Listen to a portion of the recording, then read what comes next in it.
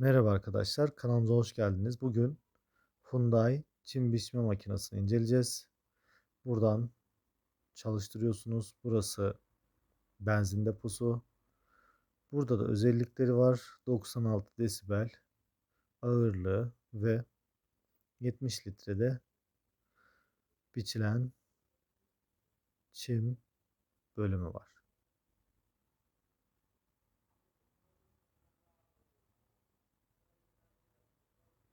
Burada egzozu var. Buradan yine yükseklik ayarı.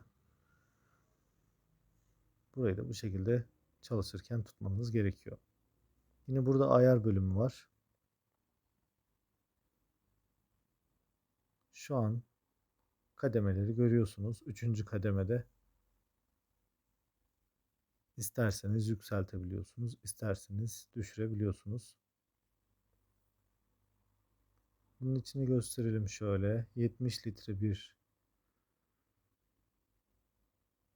çim biçme deposu var. Artık başlayabiliriz.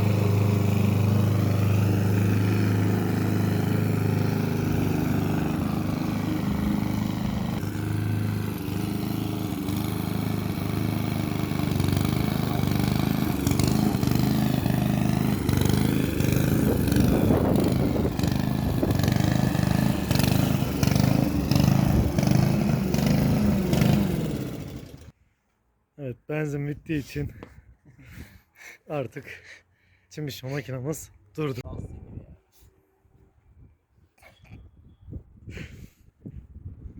Evet, benzinimiz geldi.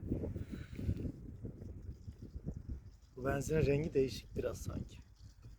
Bu kurşunsuz. Kurşunsuz mu? Ha. Kaç litre alıyor acaba? Şurada sesi var. 96 desibel. 27 kilo ağırlığı. Burada da bazı özellikleri var. Buradaki hazne 70 litre. Yani şu görmüş olduğumuz hazne. Benzini de 2-3 litre civarında alıyor.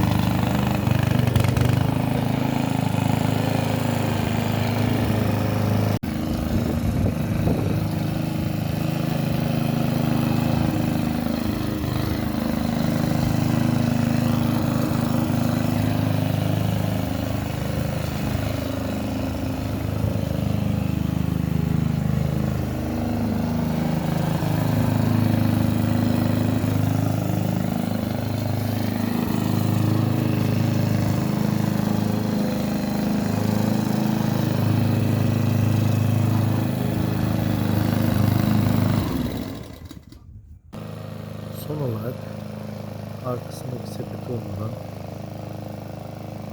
çim biçmeyi deneyelim. Bu şekilde çimleri biçiyor ve sol tarafından bırakıyor.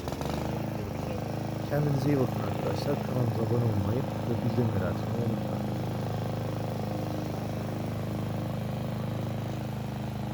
Merhaba arkadaşlar. Kanalımıza hoş geldiniz. Bugün Hyundai çim biçme makinesini inceleyeceğiz. Buradan çalıştırıyorsunuz. Burası benzin deposu. Burada da özellikleri var. 96 desibel ağırlığı ve 70 litrede biçilen çim bölümü var.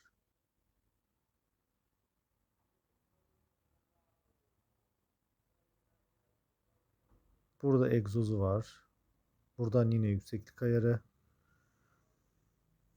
Burayı da bu şekilde çalışırken tutmanız gerekiyor. Yine burada ayar bölümü var. Şu an kademeleri görüyorsunuz. 3. kademede isterseniz yükseltebiliyorsunuz, isterseniz düşürebiliyorsunuz. Bunun içini gösterelim şöyle. 70 litre bir çim biçme deposu var. Artık başlayacağız.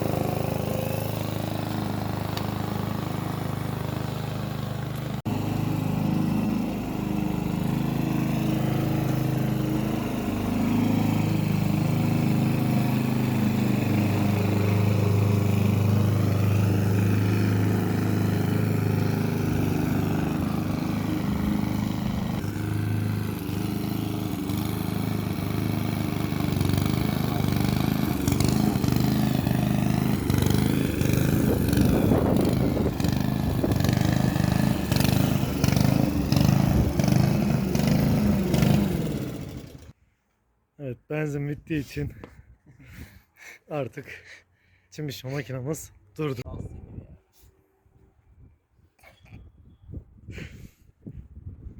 Evet, benzinimiz geldi. Bu benzinin rengi değişik biraz sanki. Bu kurşunsuz. Kurşunsuz mu? Ha. Kaç litre alıyor acaba? Şurada sesi var. 96 desibel. 27 kilo ağırlığı. Burada da bazı özellikleri var. Buradaki hazne 70 litre. Yani şu görmüş olduğumuz hazne. Benzini de 2-3 litre civarında alıyor.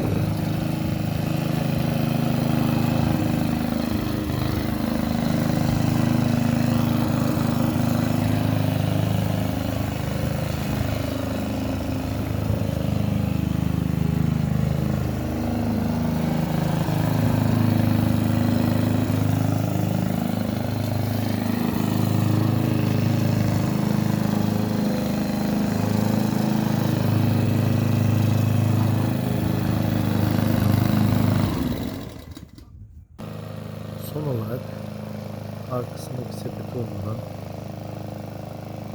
çim biçmeyi deneyelim.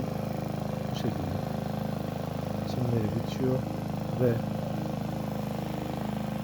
sol tarafından bırakıyor. Kendinize iyi bakın arkadaşlar. Kanalımıza abone olmayı ve bildirimleri açmayı unutmayın.